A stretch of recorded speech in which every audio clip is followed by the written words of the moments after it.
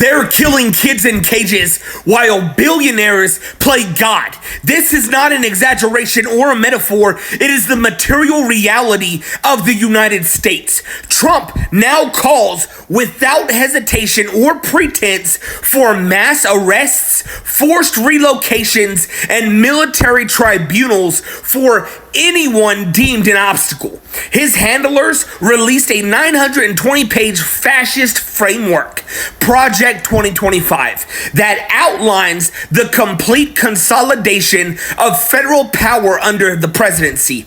It abolishes regulatory agencies, strips civil rights protections, and transforms the executive branch into a weapon of domestic war. The Republican Party embraced it without pause, and Democrats permitted this escalation without mounting meaningful resistance. President Biden authorized more airstrikes in 2024 than any commander-in-chief since the height of the Afghanistan occupation. He greenlit Arctic oil drilling, expanded ICE operations, and injected $150 billion into police departments across the nation, while public education system begged for basic infrastructure. Educators received box fans in heat waves. Tactical units received mine resistance vehicles. More than 62% of Americans now live paycheck to paycheck with no financial cushion. Medical debt has ballooned to $101 billion despite half-measure forgiveness initiatives that barely scratch the surface. Mutual aid and online fundraisers have become the only safety net for millions. Over half of all GoFundMe pages are medical-related pleas. 10 states criminalize gender-affirming healthcare. 9 passed anti-homeless ordinances that effectively punish survival. 38 states introduced legislation to silence protest and suppress public dissent.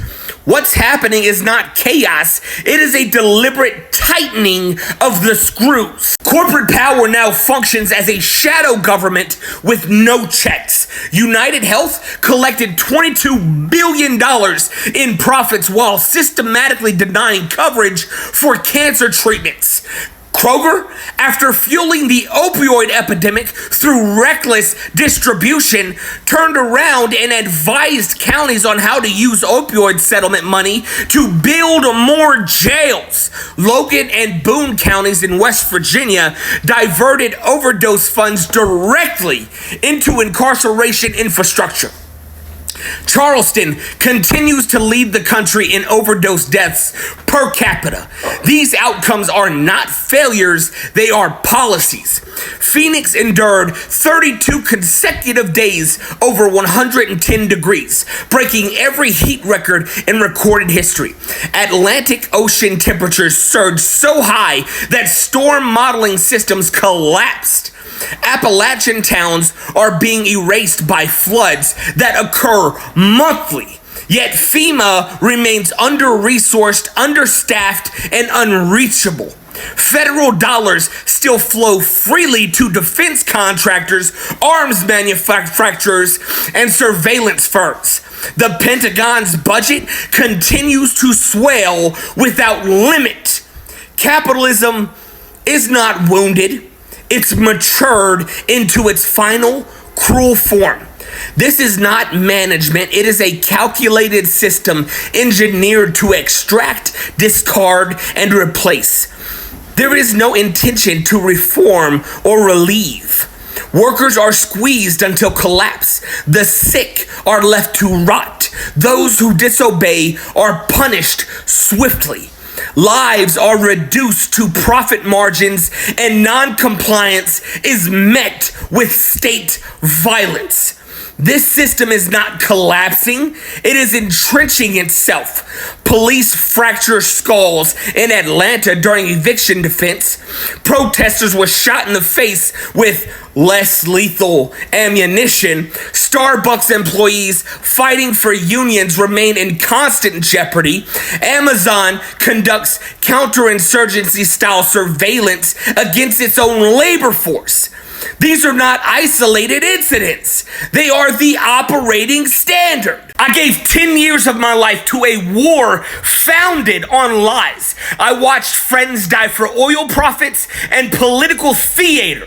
When I came home, I found myself in a country that wages a slower, quieter war on its own people. What exists here is not a democracy. It is a corporate policed, surveillance-fueled death machine trapped in patriotic slogans and armed to the teeth.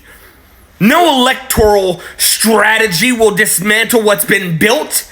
No polished politician will reverse this descent. The rot is structural. The cruelty is intentional. The violence is bipartisan. Reform is dead. Revolution remains the only thing they haven't yet been able to kill.